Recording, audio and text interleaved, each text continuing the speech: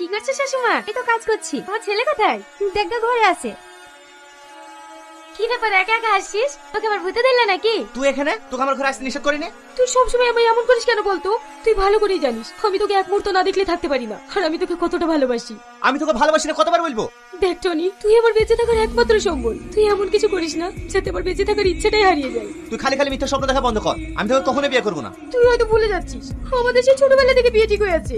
ও ছোটবেলায় কি কথা আছে সেটা আমি মানি না। তুই আমার বন্ধু ঠিক আছিস, কিন্তু আমি তোকে কোনোদিনও বিয়ে করতে পারবো না। তাছাড়া আমি একটা মেয়েকে পছন্দ করি, মনে মনে তাকে ভালোবেসে ফেলেছি। কি? সে বুঝি আমার থেকেও দেখতে ভালো? হ্যাঁ। ও ঠিক আছে, আমি আসছি। কি রে কাঁদছি কেন? আমার কপালে কান্না ছাড়া কিছুই নাই গো।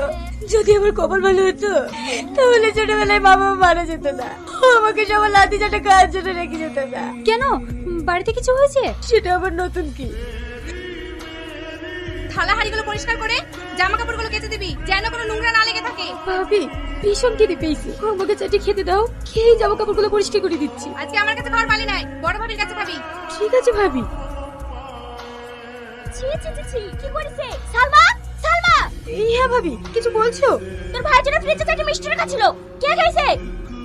আমি খেয়েছি ভাবি। আমাকে জিজ্ঞেস না করে ফ্রিজ থেকে মিষ্টি চুরি করে খেতে লজ্জা লাগে না? ভাই ভাবির ঘরে জিনিস খেলে কি চুরি করা হয়? দিন দিন তো সাহস বেড়ে যাচ্ছে, তোর কিছু বলি? মুখের মারো না ভাবি। ওকে তো কষ্ট আমার কিছু মনে হয় না।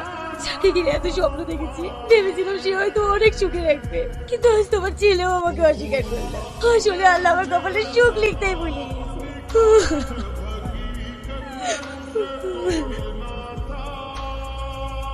জনি, তুই এখানে? তুই বলে সারাদিন কিছু খাসনি, তাই গেলে খাবার পাঠালো। আমার খিদে নেই, আমি খাবো না। তুই এখান থেকে যা। মানুষের প্রতি রাগ হতে পারে, তবে খাবারের প্রতি রাগ কিসের? খেয়ে নে। আমার যত অশান্তির মূল্য হচ্ছে তুই। তোকে দেখলে আমার ঘৃণা হচ্ছে। তুই এক্ষুনি আমার চোখের সামনে থেকে সরে যা। তোর সাথে ভুল কারণ আমি না, আমি তোকে কথা দিচ্ছি আমার এই মুখ তোকে আর কখনো দেখতে হবে না, কোনোদিনও না।